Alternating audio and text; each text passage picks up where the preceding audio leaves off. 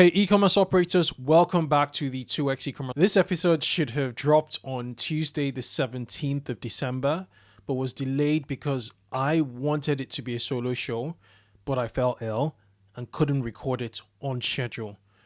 This is one of the last 3 episodes of the year, all of which will be solo shows where I would share actionable strategies and insights to help you navigate 2025. So I've got some exciting episodes planned for January, all centered around planning again and strategy for the new year, so definitely stay tuned. As we close the chapter in 2024, the question you should be asking yourself is, what is the game plan for 2025? Starting on the right footing in quarter one is critical, as it sets you up for success. The operators who win in 2025 are the ones who start strong, focus on scalable and profitable growth, and take decisive actions early. So today, we're diving into 6 key actions to take in quarter one that would set you up for your best year yet. Stick around because I'll be sharing details about my ScaleUp Blueprint 2025 edition, which is a coaching program currently open to only 12 e-commerce operators. This episode focuses on quarter one, the critical starting point for the entire 2025 game plan. It's geared towards one primary objective: increasing profitability to a targeted level in 2025. Why? Because profitability is what matters. But before we dive in, make sure to subscribe or follow this podcast wherever you listen on YouTube, Spotify, Apple. Just hit that follow button so you don't miss an episode. Now, let's jump right in. Okay, so quarter one is the perfect time to focus on brand building. And I call this top of funnel reinvestment. It's all about reach, attention, and relevance. You need to get your brand in front of as many people as possible, but also making sure they understand who you are, what you stand for, and what you offer. So here are some ways to build reach. Think about high traffic channels like PR, above the line advertising, brand campaigns, YouTube, high impact social media, influencer seeding, and collaborations. Now, I've named so many options here, and that's because there's so many top of funnel options available to you. You listening to this podcast, I'm sure, I'm hoping, I'm praying, and not dependent on just paid ads at this point in time. You must have some top of funnel channel that essentially accelerates or enhances your paid ads. So I'm assuming you must have some sort of leverage, some top of funnel leverage that you're using. And it really depends on where you are as a brand. So if you're a PR driven brand, you would be looking at doing more PR.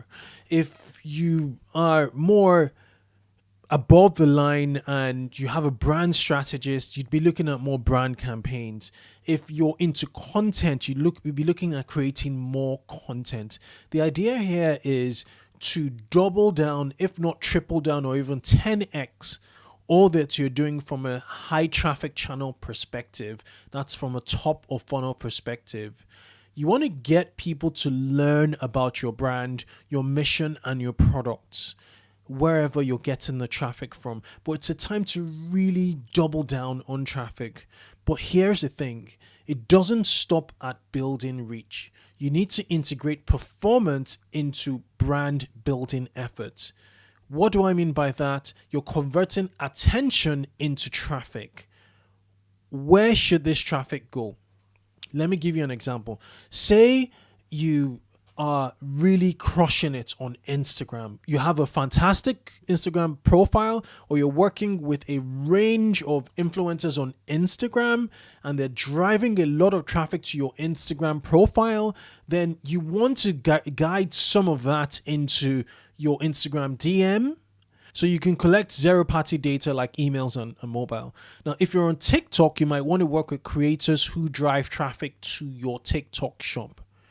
Now, driving traffic to your website, in my opinion, is ideal because you're getting your audience accustomed to your brand in your space, and you have that ability to collect zero-party data like emails, phone numbers through pop-ups. So with that, that's the highest form in my opinion. So if you had a YouTube channel, you want to be driving traffic to your website, and then off the back of your website, you're collecting what I call secondary conversions rather than primary conversions, which is sales. You're really optimizing to collecting customer data, right? Which is going to help you all through 2025.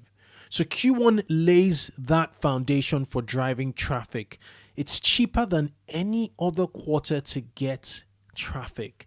Even if you're doing deals with the press, with magazines, with content creators, they tend to sell their traffic and attention cheaper in quarter one. And many brands neglect that.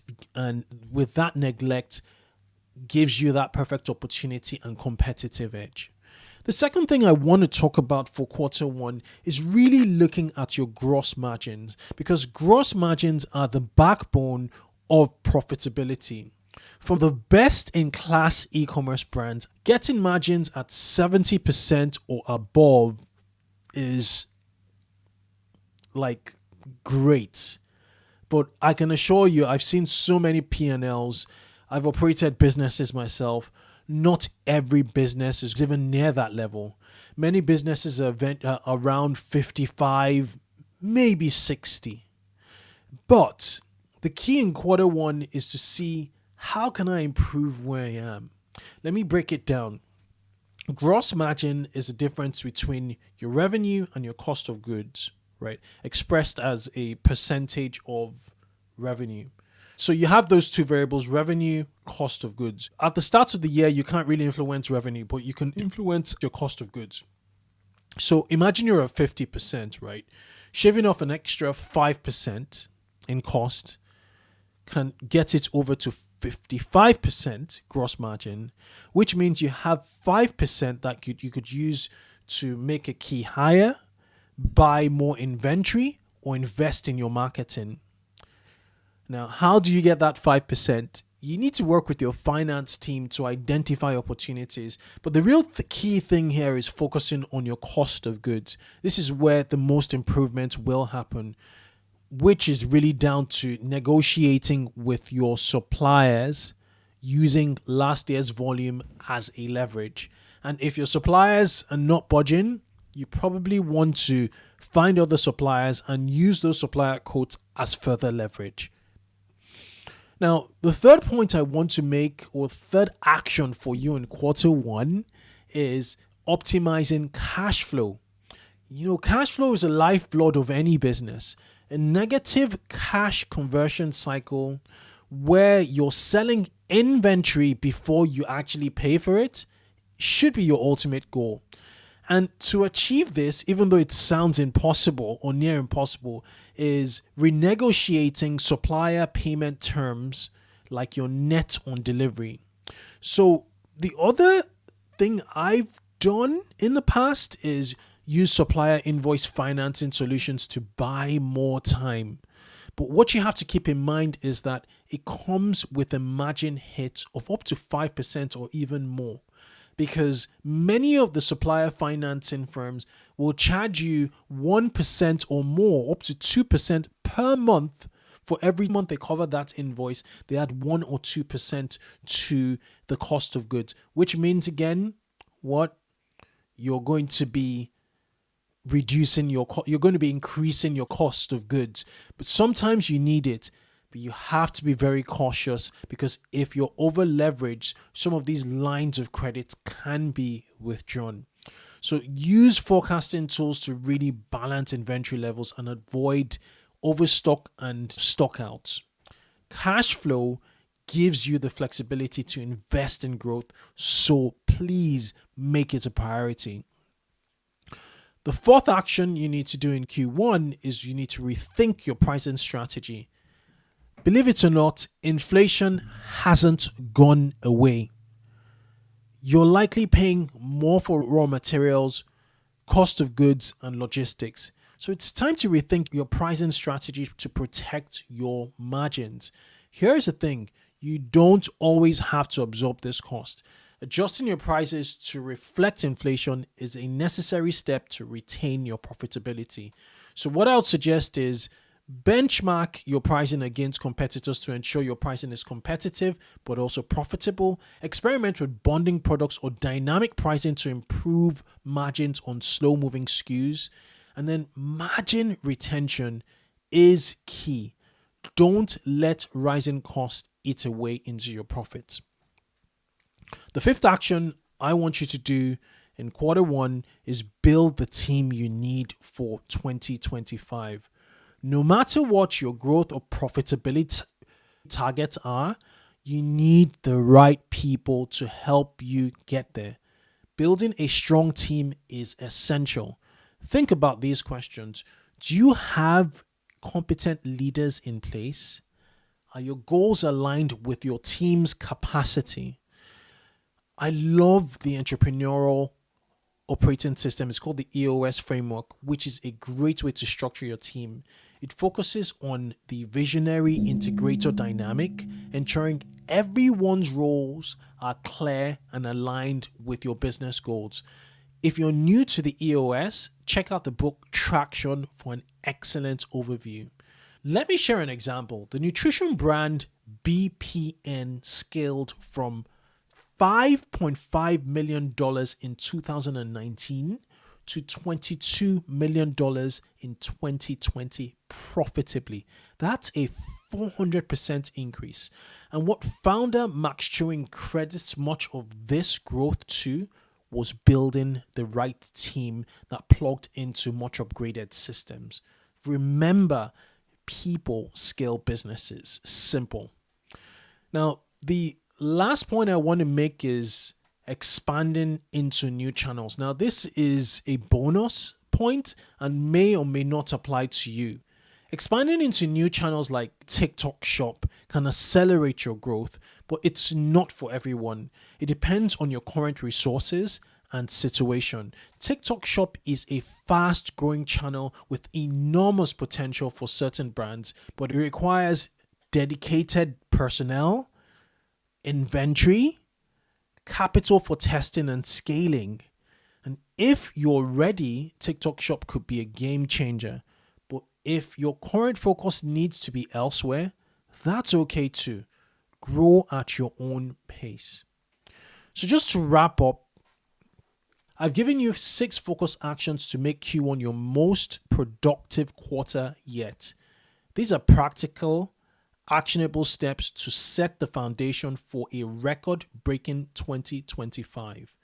If you're ready to take this further, my ScaleUp Blueprint 2025 edition is now open to just 12 e-commerce operators.